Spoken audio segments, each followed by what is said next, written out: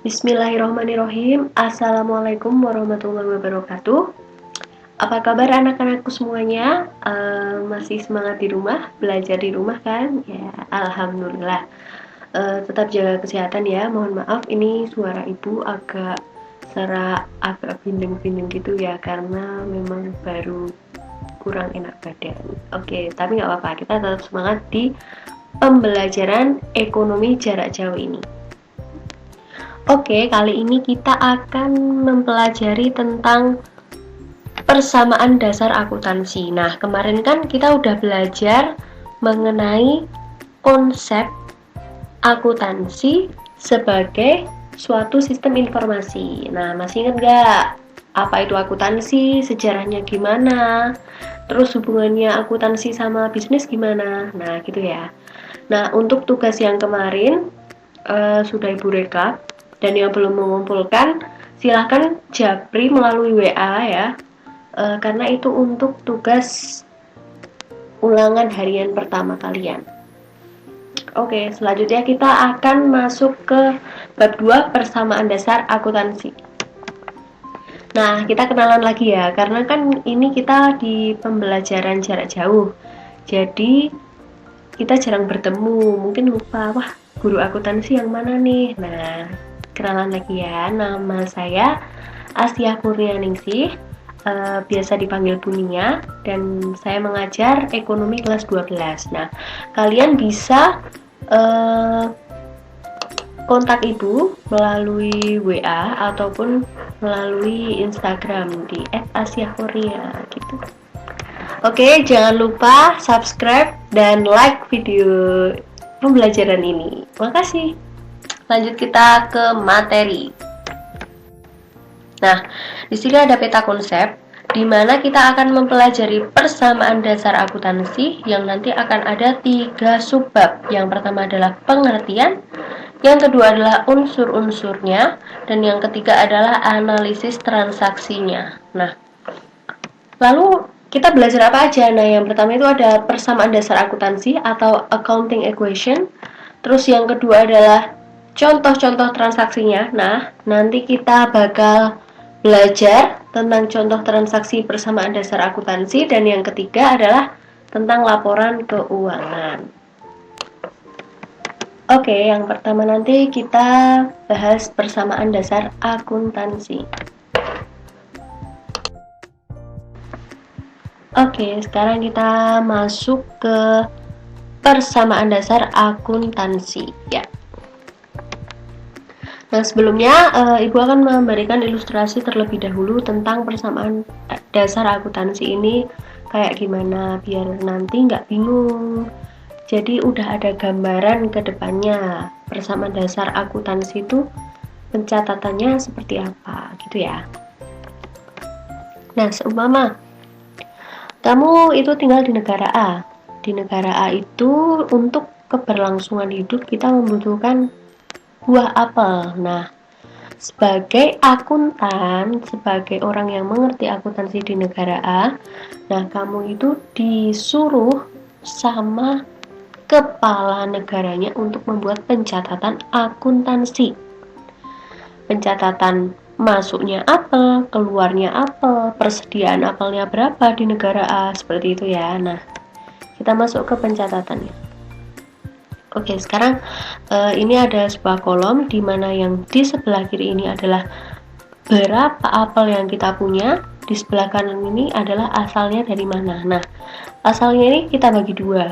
Nah, bisa dari pinjaman, bisa dari punya sendiri. Nah, sekarang kita masuk ke ilustrasi soalnya ya. Nah, pertama-tama negara A itu udah punya 100 apel. Berarti kamu nyatet di sini 100 apel. Terus kamu nyatetnya di sebelah kanan itu di mana? Jadi harus berpasangan ya. Kalau kiri kita nyatet, kanan juga harus nyatet. Nah, nyatetnya di mana? Di pinjaman apa di punya sendiri? Nah, di punya sendiri karena memang apelnya itu punya sendiri. Punya negara A. Nah, selanjutnya tiba-tiba ada negara B nih. Nah, negara B ini punya kelebihan apel. Makanya negara B ini mau memberikan pinjaman 10 apel kepada negara A. Nah, otomatis kamu juga nyatet lagi. Berarti kan kamu nambah 10 apel kan? Terus pinjamannya juga nambah 10. Kenapa kok tidak dicatat di punya sendiri, Bu? Loh, kan ini pinjaman, kamu dipinjami negara B, jadinya nyatetnya di pinjaman gitu ya. Terus lanjut.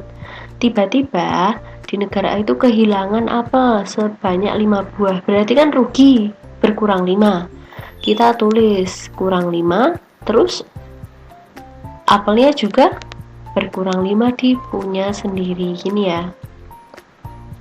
Oke, lanjut lagi. Terus kamu suruh mengembalikan ke negara B sebesar 2 apel. Berarti kan apelmu berkurang 2. Nah, berarti pinjamannya juga berkurang 2. Nah, kan di negara A itu juga menanam buah apel. Nah, akhirnya negara A ini berhasil memanen 20 apel. Berarti nanti ini berjumlah tambah 20, terus yang di sini juga 20. Nah, lalu totalnya berapa? Nah, dihitung dulu totalnya berapa. Ruas kanan dan ruas kiri itu harus sama, harus balance dan seimbang. Nah, ruas kanannya 123 apel dan ruas kirinya 123 apel. Begitu ilustrasinya. Next. Kita lanjut ke konsep dasar persamaan akuntansi. Nah, di sini akan disampaikan pengertian persamaan akuntansi, yaitu suatu persamaan yang menyatakan bahwa hasil pencatatan ruas kiri, yaitu aktiva, dan ruas kanan, yaitu pasiva, itu menunjukkan jumlah yang sama. Jadi aktiva tuh yang ini ya. Terus pasiva tuh yang ini. Harus sama. Nah, dari ilustrasi tadi kan sama toh. Jumlahnya 123, yang sini juga 123. Nah, di akuntansi ini aktiva itu nama lainnya adalah harta. Nah, berapa yang kita punya itu namanya adalah aktiva. Terus yang itu pasiva ya. Nah, ini namanya aset atau harta. Nah, terus yang asalnya dari mana ini? Namanya pasiva. Pasiva itu terdiri apa? Terdiri yang dari punya sendiri sama pinjaman. Kalau di akuntansi namanya utang atau kewajiban dan modal atau ekuitas. Nah, berarti di sini dapat disimpulkan gimana? Bahwa aktiva sama dengan pasiva, di mana pasiva itu adalah kewajiban dan ekuitas. Saya ulangi ya, aktiva sama dengan pasiva, di mana pasiva itu terdiri dari kewajiban ditambah ekuitas, seperti itu. Oke, kita lanjut ke persamaan dasar akuntansi lagi. Nah, tadi kan udah tahu aktiva sampai dengan pasiva ya. Nah, aktiva itu kan harta, pasiva adalah utang plus modal. Nah, di sini nanti kita akan belajar apa saja macam-macam harta itu, apa saja macam-macam utang itu, dan modal itu apa, dan akun-akun yang ada di akuntansi itu apa saja, unsur-unsurnya, seperti itu ya. Nah, secara garis besar, utang itu ada dua, yaitu jangka panjang dan jangka pendek. Kalau harta nanti ke slide selanjutnya. Yuk kita next dulu. Aktiva adalah sumber daya ekonomi yang dimiliki perusahaan yang diharapkan dapat memberikan keuntungan di masa depan dalam bentuk aliran kas atau setara kas kepada perusahaan. Nah, aliran kas atau setara kas ini maksudnya gimana? Nah, jadi gini, aktiva itu ada dibagi dua ya. Yang pertama ada aktiva lancar, sama ada yang namanya aktiva tetap. Nah, kalau lancar itu isinya apa? Ada kas, piutang usaha. Piutang tuh gimana? Piutang itu seperti kalau kita, umpamanya, kita itu buka bengkel. Nah, bengkel mobil gitu ya. Nah, Pak Rudi ngasih mobil ke kita buat dikerjain. Nah, udah selesai kita kasih ke Pak Rudi, tapi Pak Rudi belum bayar. Nah, itu diakui sebagai piutang usaha. Terus perlengkapan, beban dibayar di muka, pendapatan yang akan diterima, persediaan barang dagang, dan efek surat berharga. Nah, kalau efek surat berharga ini jarang keluar ya di akuntansi di SMA. Mungkin nanti kalau kalian kuliah di bidang akuntansi akan keluar. Dan yang kedua ada aktiva tetap seperti peralatan kantor, mesin, gedung, dan kendaraan tanah. Nah, kenapa kok dinamakan aktiva lancar sama aktiva tetap? Aktiva lancar itu dia tuh gini, kalau kas uang tunai itu kan lancar banget ya.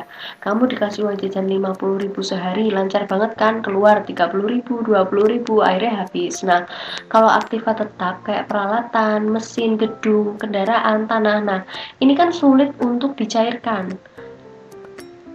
Contoh, mesin, kamu dapat mesin printer. Nah, kamu lagi butuh uang. Apakah mesin ini bisa kita gunakan untuk alat tukar menukar secara cepat? Kan enggak kan? Harus kita jual dulu.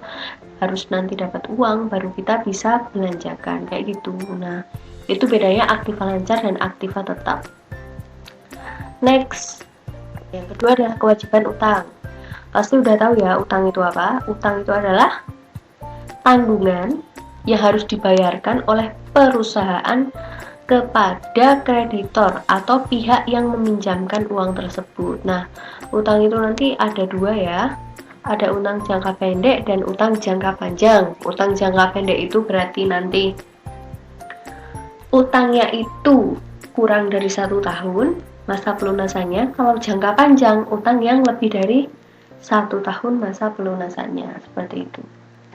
Nah, ini ya kewajibannya atau utang itu ada yang jangka pendek dan jangka panjang. Nah, di sini ada selanjutnya ada 4 akun yang ada di persamaan dasar akuntansi nanti. Ada yang namanya modal.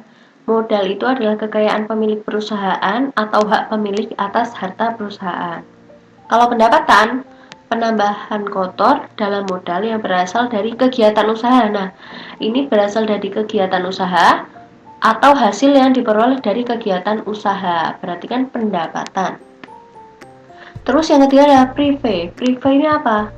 Pengambilan pribadi pemilik perusahaan. Nah, seumpamanya kamu punya perusahaan, terus kamu ambil 50.000 buat uang jajanmu, beli paket kuota, nah itu nanti masuk prive.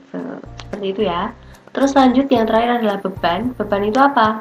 Pengorbanan yang dikeluarkan untuk memperoleh hasil. Contohnya, kita bayar listrik, berarti itu masuk beban listrik. Kita mengorbankan uang kita buat bayar listrik, terus memperoleh hasil apa?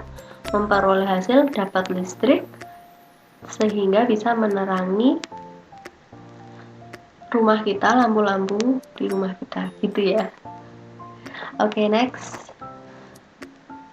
Kalau kalian ada yang kesusahan, bisa kontak ibu melalui WA maupun komentar di kolom komentar YouTube ini ya. Nah, ini adalah chapter pertama, akhir dari chapter pertama. Chapter kedua nanti akan ada video lagi. Jangan kemana-mana dulu. Bab 2 ini ada 2 video. Yang pertama tentang konsep persamaan dasar akuntansi. Nanti yang kedua adalah contoh-contoh analisis transaksi persamaan dasar akuntansi. Oke, alhamdulillah pembelajaran akuntansi bab 2 konsep persamaan akuntansi chapter pertama ini sudah selesai. Nanti akan ada chapter kedua ya. Nah, wajib komen video sebagai absen dengan format nama, kelas, dan nomor absen.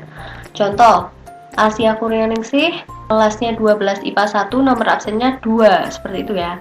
Nah, jangan lupa juga subscribe dan like. Jangan lupa juga komen. Belajar lewat